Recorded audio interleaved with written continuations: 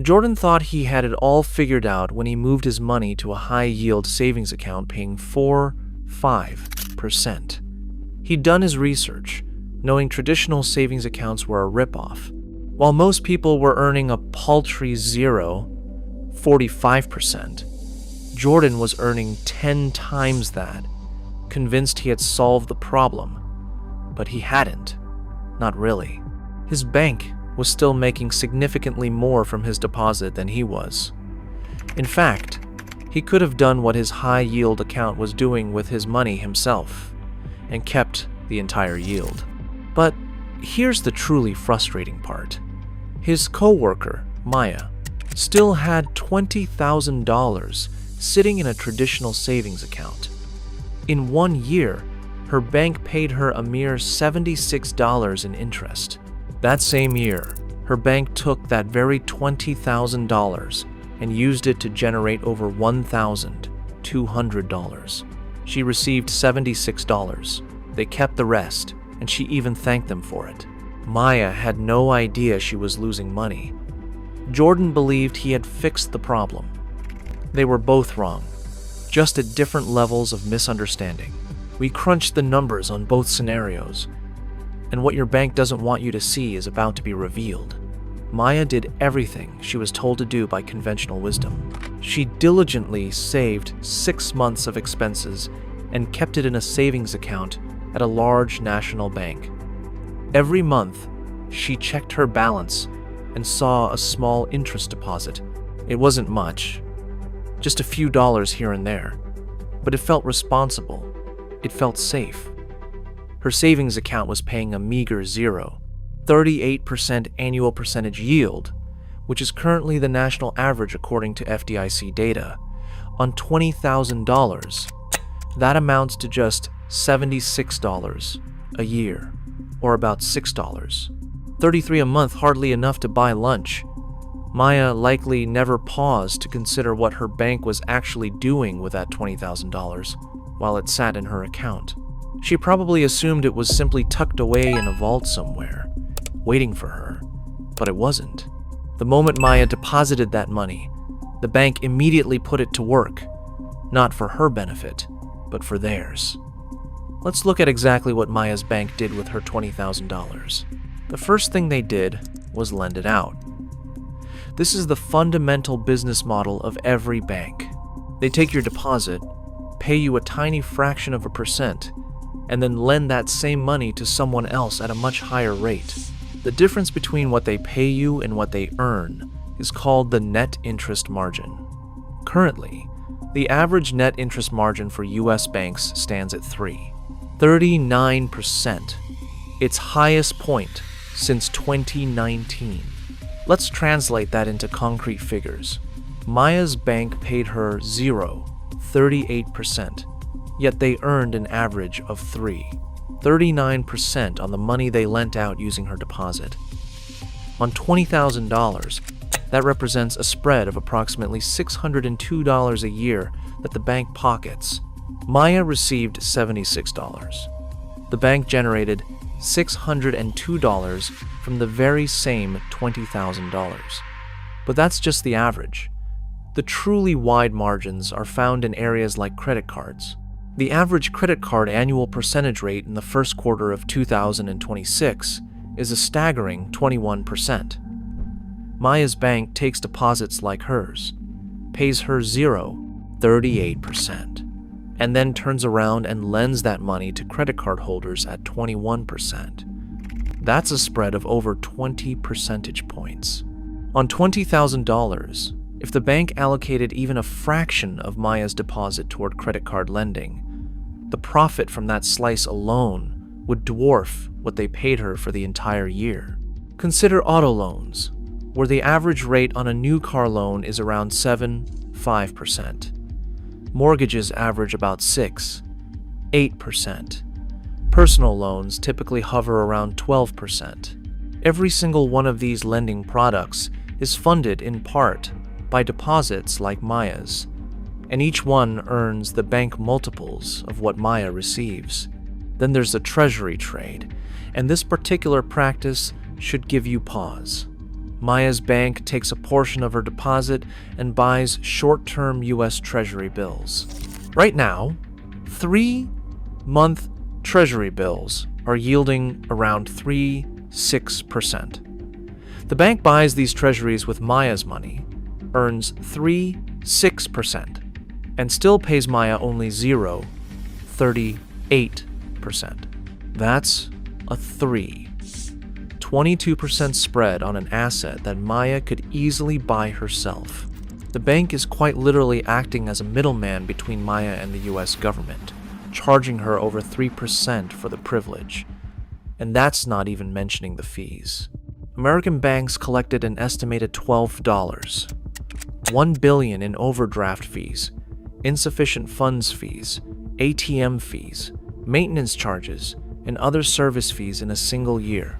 JP Morgan Chase alone collected over $1 billion in overdraft fees in 2024, with Wells Fargo close behind.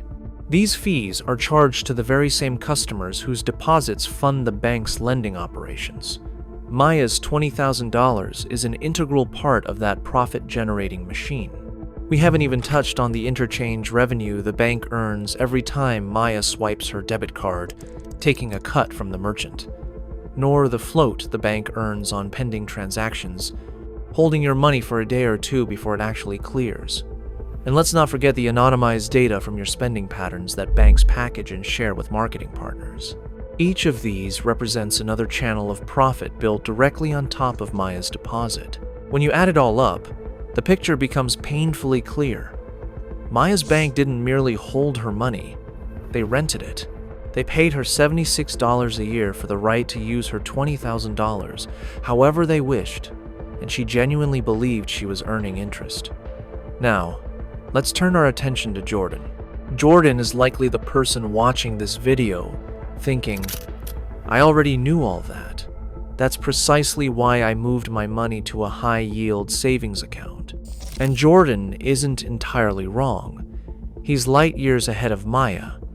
His high-yield savings account is paying 5%, while Maya's is stuck at 38%. On $20,000, Jordan is earning approximately $900 a year compared to Maya's $76. He did his homework, made the switch, and is earning 10 times more than the average saver. So, what exactly is the problem? The first problem is that 5% might not be Jordan's actual earning rate. Many high-yield savings accounts advertise an up to rate, and that up to is doing a lot of heavy lifting. Some accounts utilize tiered rate structures where the top rate only applies to the first $500 or $1,000, after which the rate significantly drops. Others offer a promotional rate for the first 90 days, then quietly reduce it. Jordan saw 5% in the headline, but his effective rate could be much lower. The second problem is the tax treatment. Interest earned in any savings account, whether traditional or high yield, is taxed as ordinary income. This means federal taxes plus state and local income taxes. If Jordan is in the 22% federal bracket and lives in a state with a 5% income tax, he's losing over a quarter of his interest to taxes. His $900 effectively becomes roughly $657 after tax. The third problem, and this is the most significant one, is what Jordan's high-yield savings account is actually doing with his money. Where do you think the bank gets the returns to pay Jordan for? 5%. They are doing precisely what we just described with Maya's bank. They are lending it out. They are buying treasuries. They are running the exact same profit machine. The only difference is that a high-yield savings account shares a slightly bigger slice of that profit with the depositor, but it's still just a slice. The bank remains the middleman, and the middleman is still taking a substantial cut. Here's the crucial question Jordan never asked. If the bank is using my money to buy treasury bills and earn 6%, why don't I just buy the treasury bills myself? We ran the numbers for you. Consider the same $20,000 over the same 1, 2, 12-month period across 3 different scenarios. Scenario 1. Maya's traditional savings account at 0, 38% APY. Gross interest earned is $76. After federal and state taxes, she keeps roughly $55. That's what 6 months of responsible saving earns her in a full year. Scenario 2. Jordan's high-yield savings account at 4, 5% APY. Gross interest earned is $900. After federal and state income taxes at a combined 27%, he keeps about $657. This is a huge improvement over Maya, but he's still paying taxes at both the federal and state levels on every dollar of that interest. Scenario 3. A short-term Treasury bill ETF like SGOV. SGOV's 1-2-month trailing yield as of April 2026 is 3.95%, with a 30-day SEC yield of 3.55%. On $20,000, that translates to approximately $790 in gross income over a year at the trailing yield, or about $710 at the current 30-day rate. Now, here's where it gets truly interesting. Interest from U.S. Treasury securities is exempt from state and local income taxes. That's federal law. So, Jordan pays federal plus state taxes on his $900. The SGOV investor pays only federal tax on their $790. After taxes, the SGOV investor keeps roughly $616 at the trailing yield, and that's without paying any state or local tax whatsoever. You might look at those numbers and say, wait, Jordan's high-yield account still comes out slightly ahead in raw dollars. And in this specific comparison, yes, 5% is indeed higher than 3.95%. But here's what that raw comparison misses. Jordan's 5% is an advertised rate that can change at any time without notice. The bank could drop it to 5% next month and simply send him an email about it. SGOV's yield, on the other hand, tracks actual Treasury bill rates set by U.S. government auctions. It's transparent, market-driven, and there's no bait and switch. Moreover, Jordan's 5% is subject to state income tax, while SGOV's yield is not. In a high-tax state like California or New York, that state tax exemption alone can easily be worth the difference. And fundamentally, Jordan's 5% still involves the bank acting as a middleman. SGOV cuts the bank out entirely. You are lending directly to the U.S. government through Treasury bills and keeping the full yield minus a tiny 9% annual fee. The point isn't that one option is always superior in every single scenario. The point is that Jordan never even knew he had these options. He thought the high-yield savings account was the finish line. It's not. It's merely a better seat in the same profit-generating machine. So, here's what we recommend, and it's far simpler than most people think. First, keep your checking account. Do not close it. You still need it for daily spending, rent, bills, groceries, and whatever comes in and out regularly. This isn't about changing how you spend money. It's about changing where your idle money sits. Second, identify your idle cash. This includes your emergency fund, your general savings, cash waiting to be invested, or money you're setting aside for a down payment or a major purchase. This is the money that's currently sitting in a savings account earning next to nothing, while your bank earns anywhere from 10 to 50 times more on it. Third, here are your optimal options for moving that idle cash. Option 1 is a Treasury bill ETF like SGOV. You can buy it through any brokerage account you already use, such as Robinhood, Schwab, Fidelity, or Webull, just like buying a stock. The ETF takes your money and invests it in U.S. Treasury bills that mature in 3 months or less. Every month, you receive a dividend, which is your interest income. Currently, this is yielding around 55% to 95%, depending on which measure you examine. When you need your money back, you simply sell the ETF during market hours. Its price is designed to stay right around $100.